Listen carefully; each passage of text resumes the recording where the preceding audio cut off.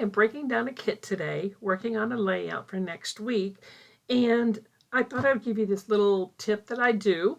I have this kit that I'm working with now, this St. Patrick's Day. There's some papers in here that are very St. Patrick's Day related. I'm doing a 4-leaf clover layout this next week for my grandson. So I'm pulling out some stuff that I want to use on his layout. I have my wax paper and I'm pulling some things out that I'm working on here for his. But this will go back into my, along with the rest of the stickers that I'm not using, will go back into a page protector. And then I will put this in my St. Patrick's Day section. But I do have 2 other pieces of paper.